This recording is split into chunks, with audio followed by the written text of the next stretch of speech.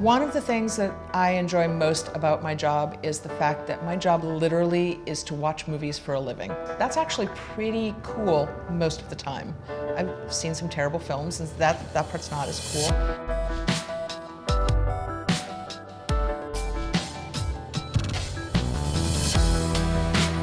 Currently, I am the artistic director at SIFF, and what that means is that I'm responsible for the artistic vision and working with the great team of people that bring all the films to the Seattle International Film Festival, to our screens at SIFF Cinema, at Egyptian, and at the Film Center, and our SIFF Education department. It's awesome. Yeah. That's an awesome short. We should play that every year. We should. When selecting films for SIFF, my team and I look for story. It's got to have a good story. What we're all looking for is the stories that we hope will connect with the Seattle audiences. So this is how we schedule the entire festival on these tiny cards that we literally pin to a board. This is the 700 slots that we have to fill with the 250 films. We actually physically move them around to put together the most ideal schedules. And so it really is just a giant puzzle that we all work on together. As a group, we look at about 5,000, 6,000 films that we have to whittle down into the 400 some that we'll play every year in the festival.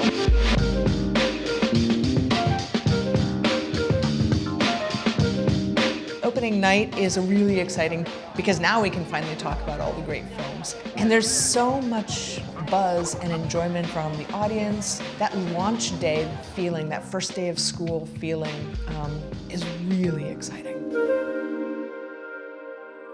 I have always loved films. I've watched films since I was a kid, mostly on TV at home, as most of us do when we're young. And then through high school, I discovered that what I really loved was art house films. And when I was 16, I drove myself to the Wheaton Theater, which is in Wheaton, Illinois, and took myself to see my very first film. And I just really love that feeling of being in that room and not thinking about my life for 2 hours. It's about being taken away from your everyday life, and I think that's why people love film. In December of 2001, I moved to Sydney, Australia, and I volunteered for the Sydney Film Festival. And I worked for a programming manager, and I thought, that's what I want to do. I love being behind the scenes. I love doing that sort of administrative data work, but there's also a lot of creativity that goes into putting together a program. And so I moved back here to Seattle and I became the volunteer publications coordinator. And that's where it all began.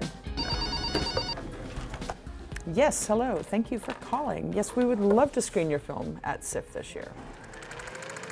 Quite literally, my trajectory with the festival is the trajectory of the festival changing. The first Seattle International Film Festival was 18 days long. It showed 18 films, and that was it. By 2011, we were, of course, 25 days long, showing about 250 feature films. We opened SIFF Cinema at McCaw Hall, so we had a year-round presence.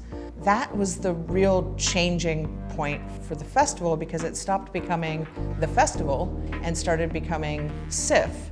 How have you seen your directing style change because of it, or has it changed? Or what did you bring from film into TV and vice versa? Well, I think just clocking all the hours that I've had on set has given me more sense of confidence and ease. Going from a volunteer to an artistic director is a really interesting path because I always still feel the excitement that I felt as a volunteer. I don't ever want to lose that feeling of excitement. My dad always said, you know, I don't care what you do in your life, but if you don't love it, stop doing it. Quite literally, if you don't love what you do, why do it?